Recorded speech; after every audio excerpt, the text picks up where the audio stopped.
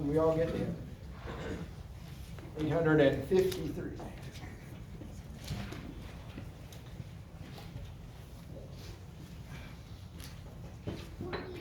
Good evening, everyone. Good to see all of you here. I tell you what, the first person to come up and talk to me after the sermon this morning was Shelley, and she said, "Let me tell you, singing half a song is wrong." And I said, "I know. I just couldn't get it all in there if I didn't do that." And she said, "I know that, but I just want you to know." So, when we did the deal about songs this morning, anybody go home singing? I thought about the songs that, probably my most favorite song is just singing, like, about the teaching and everything, is that one where it says, I can't even think of it right now. I was thinking about it a while ago, but it was just funny how songs just slip out of your head and they come right back in for some reason. But anyway, it's important for us to be able to know the Word of God so we can sing it. Let's turn to Proverbs. We're going to be in this book, we're going to be in Proverbs 22, verses 24 through 25. I don't care what the paper says. I don't care anymore what the paper says. It was the first one was wrong this morning, the first one's wrong this evening. 22, chapter 22. Quit looking at the paper. Chapter 22.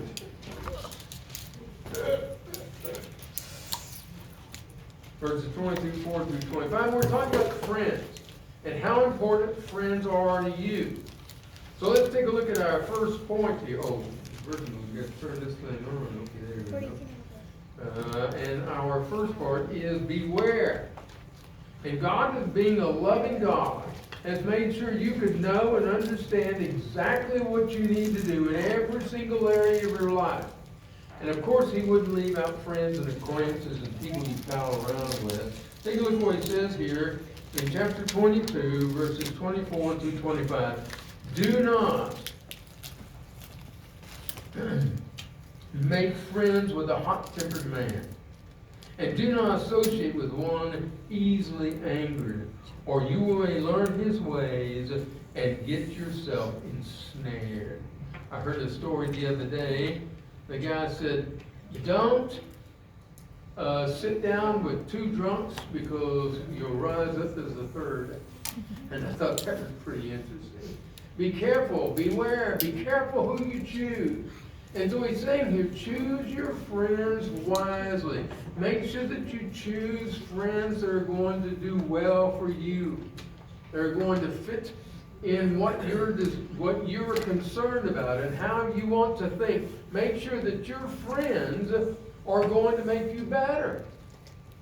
So if you choose friends wisely, you'll choose wise friends. And you remember God's definition of a fool, and that is someone who does not believe there is a God or doesn't care if there's a God. And yet a wise person is one who follows the knowledge and the understanding of God. One who follows Him is wise. So choose your people wisely. And friends also have great influence over you. The things that they're interested in, you're going to be interested in. They're going to, people inspire you or they drain you. So pick your friends wisely. Be careful. Friends are going to either inspire you or pull you down. But you really do need to have friends because of the fact that you need to be able to have someone to pull you up to a higher thinking, pull you up in better ways. So you have to understand that. Make sure that your companions, the ones you pal around with, the ones you talk to, the ones that you speak with all the time, are people who are going to be better than you, or at least equal to you, but certainly have some that are better than you so that they pull you up to their level. I was talking with a woman the other day, and she said, I don't understand why I can't find decent men anymore. And she said, it seems like all the good men are taken, or I just can't find any. I said, where are you going to look for them? She said, Well, I go to bars and I'm thinking, well, no wonder. Guys that go to bars aren't looking for a woman to marry. And if you're going to act to him as if you're his wife without the commitment, no wonder you can't find anybody worthwhile to be married to, because the level that you hold your standard, the man is either going to come up to it or go down to it. That's as simple as it can be. It's the same with our friends. If we have friends with low standards, we too are going to have low standards, because we have to go down to them in order to be able to associate with them. Now, don't misunderstand me.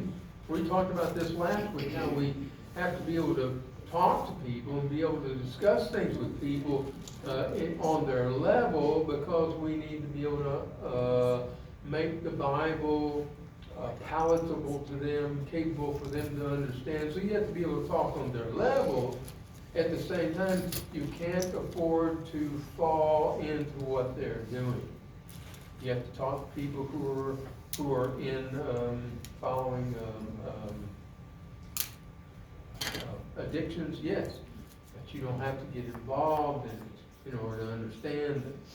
That's why we have men who are gynecologists. They don't have to be women to understand the women's problems.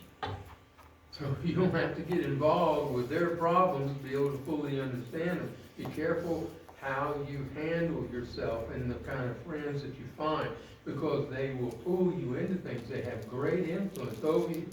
So build your friendships based upon the ways of God. Make sure that you're going to follow God in everything you do. Look at this. Be careful who you call friends. It's better to have 4 quarters than 100 pennies. Pretty simple, isn't it? Far better to have higher quality people than it is to have a whole bunch of people who are of no value. And you know what they would call 100 bad people, or people with no value, they'd probably call them a mob if they started doing something. And the mob mentality infects you. When everybody starts doing something, you follow along. So you have to be careful who you choose, where you are, how you think, what you're doing, because you can destroy your whole life by hanging around with people with no goals and no ambitions. So choose your friends wisely. Make sure that you're choosing people who are getting better, so that you too are getting better. Don't follow around people who are just satisfied with just sitting there doing nothing. But rather have them help you, and they must be able to understand the ways of God. If they can't understand the ways of God, and you pal around with them, they're going to take you to the ways of Satan. Simple as that. I think that's a pretty picture. I thought that was just gorgeous. Okay, now let's talk about being cautious. Now, first of all, it's beware. But now we're talking about being cautious. Turn with me to Proverbs 12.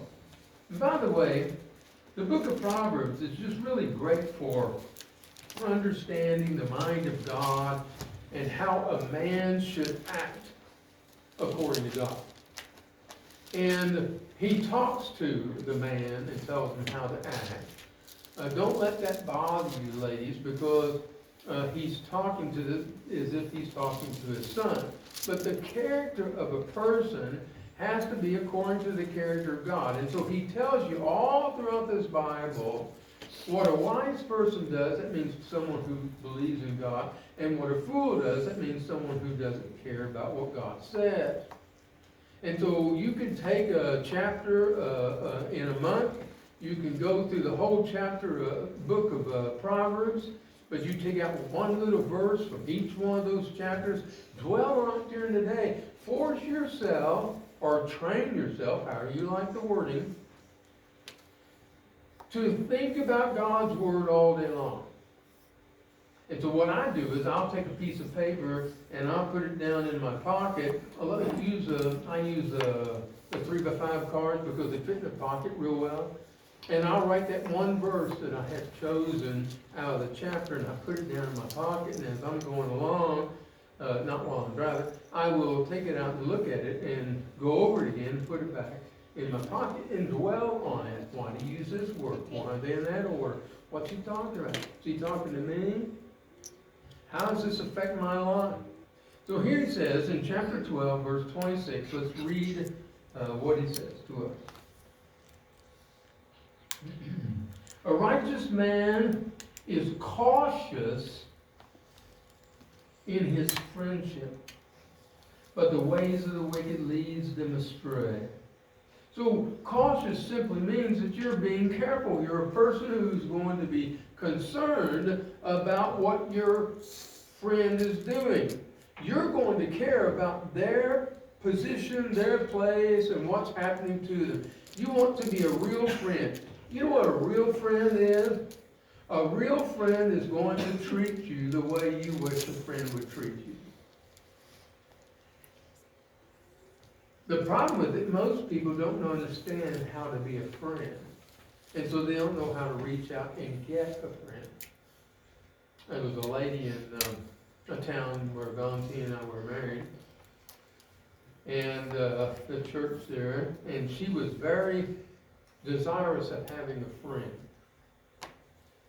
And she would come up to you and she would just really force herself on you, butt into your stories, butt into your talk, butt into whatever, put herself against you, and almost if you're talking to somebody else, step between you.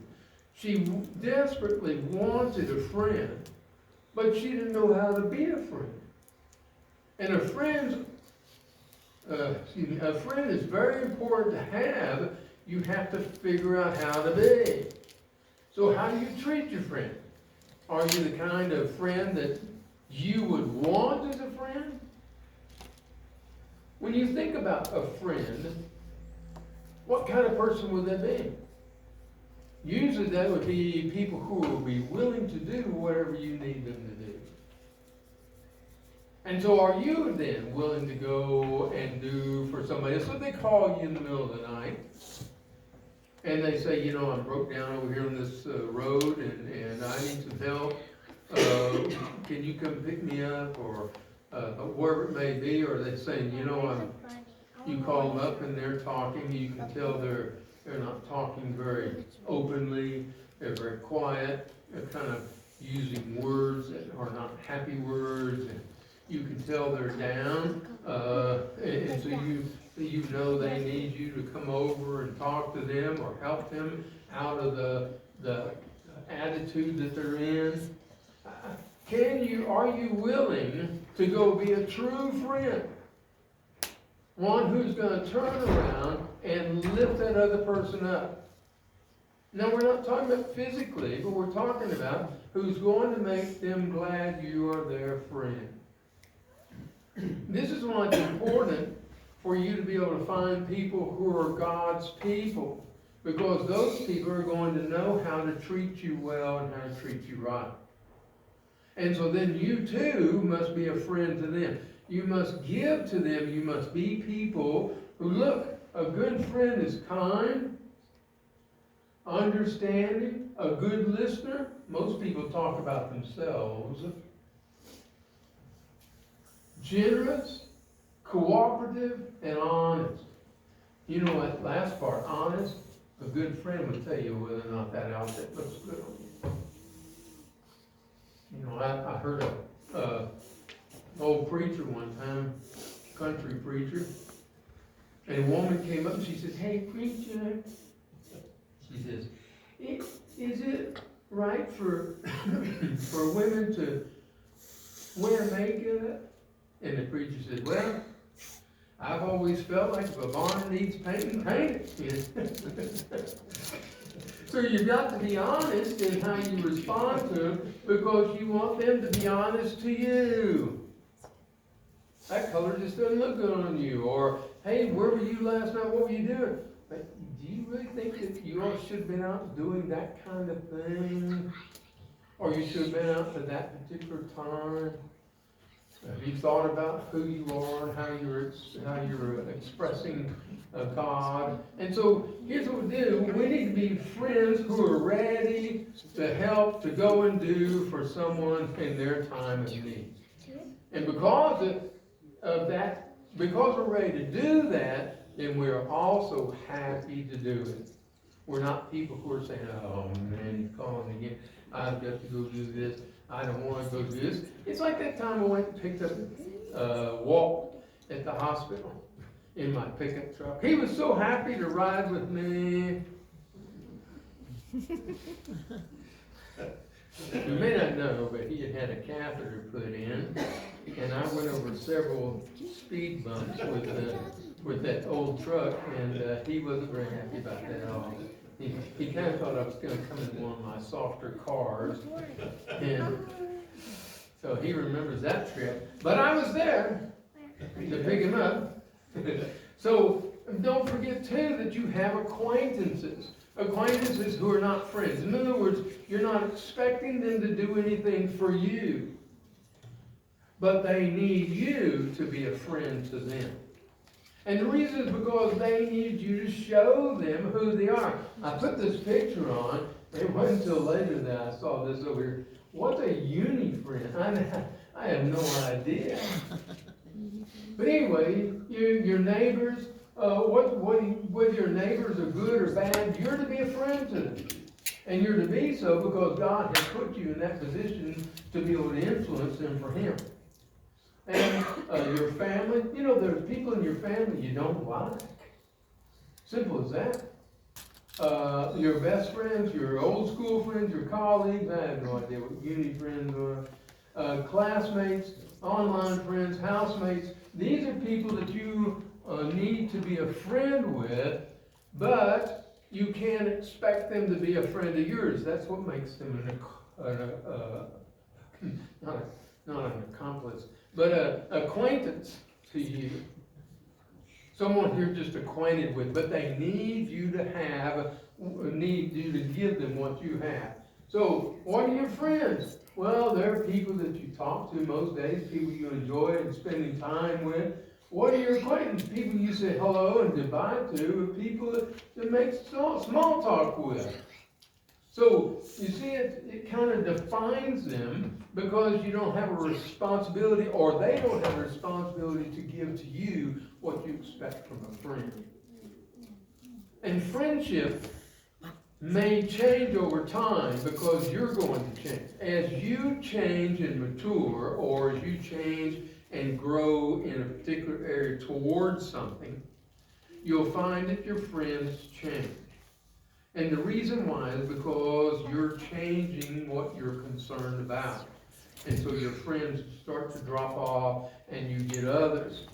But you know, when you go into the grocery department and you're going to talk to this guy here who's more than happy to take all your money, and you ought to, as he's an acquaintance, someone you talk to, you better be ready to give him what he needs. He needs to know happiness. He needs to be able to know that he should have a good day, that he should be happy about the condition that he's in, and so on.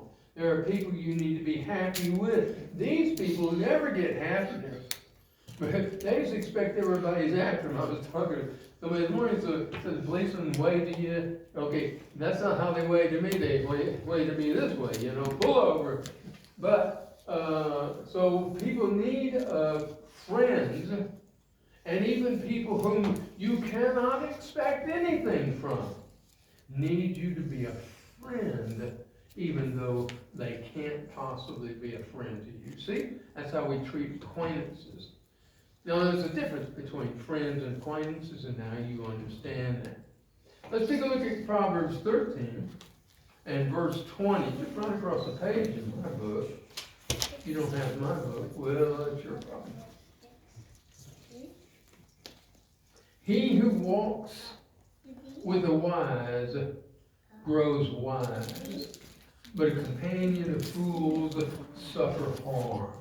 So, how do we think about this? We need to be able to walk with people whom we can walk with, people that we could kind of call a brother. So your inner circle really should be small. It should be that you're gathering people amongst you who you can truly count on to be the kind of friend you would be to them. So as you move forward in life, you may need to change your circle of friends. Everyone around you isn't interested in seeing you improve. Some people are satisfied in being so-so Christians. And they're going to use language, or they're going to go places, they're going to watch things they shouldn't do. And as you mature in this and you grow, they may leave you behind. They may have been a good friend, but because your interests have changed and you have improved in a particular area, they may leave you behind. So what you want to do is make sure that everybody in your boat is rowing, not drilling holes while you're not looking. Meaning, they're not talking about you behind your back.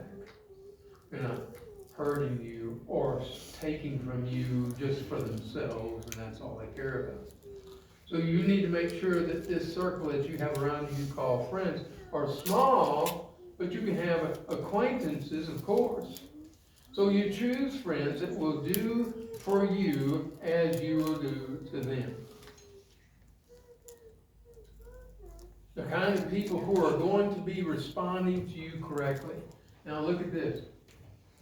So notice as you get further from you, like these are the closest people, family members and so on, those are going to really affect your life. And then these are your best friends and all. These are your wider friends or your neighbors, sports team. These are just people you even pay for help, your doctors or whatever. So those people, you can't expect them to be close friends. You don't spend the time with them. You haven't chosen, you haven't picked them. Your friendship with them is going to be only casual and not serious. So your friends should motivate you and inspire you. They should be well-rounded and supportive. You need to keep it tight. Quality over quantity always. Make sure the friends that you have are going to help you get to heaven. And that's very powerful and very important for you. So what that means is, think of the friend that you have in Jesus and how he treated you, and then understand that you need to treat other people in the same way. You need to make sure that you help them become what they need to be. And listen to what it says here in Proverbs 18, verse 24. Jesus said, a man of many companions may come to ruin, but there is a friend who sticks closer than a brother. And so we take an example from Jesus. We see how he has acted. We see how he has laid down his life for us. There's not many people in this world that are going to lay down their life for you. And those are your real friends. The ones that are going to take out of their pocket, take away from themselves, and give you people that are going to care more about you than they do about themselves. A good friend shouldn't just be someone to hang out with, but someone who encourages and challenges you to be more like Jesus in your daily lives. Someone honest comes up to you and says, no, I've seen you doing this. Is that the best thing for you to do? And that doesn't feel good sometimes when people come and say things like that. But you know your best friend is going to be the one who's going to call you out on and help you understand it because they love you. And so that's what you do. You be one who is a true friend so that you can stick close to those who are true friends. And can you imagine what kind of a group you would have around you, even if it's just 2 or 3? You're better off if you have much more.